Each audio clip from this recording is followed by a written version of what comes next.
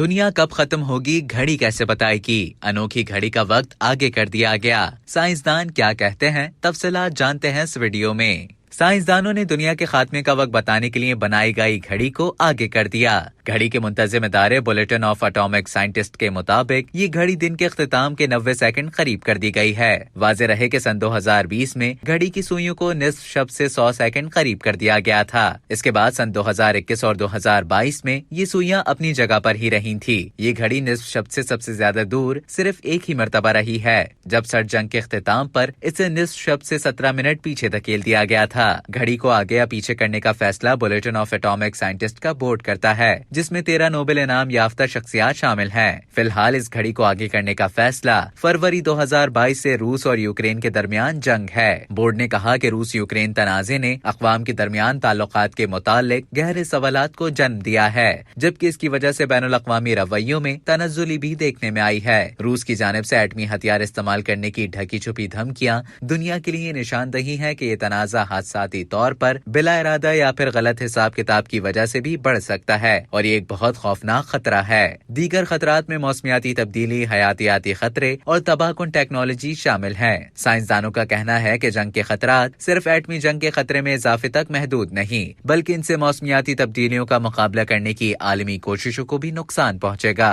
وہ ممالک جو ماضی میں روسی تیل اور گیس پر منحصر تھے، وہ اب دوسرے سپلائرز کی جانب راغب ہو رہے ہیں، جو ماحول دوست بھی ہو سکتے ہیں اور نہیں بھی۔ دنیا کووڈ کی عالمی وبا کے اثرات سے اب بھی گزر رہی ہے، جس پر سائنسدانوں کا کہنا ہے کہ عالمی وبا میں اب وہ خطرہ نہیں جو صدی میں ایک مرتبہ سامنے آئے گا۔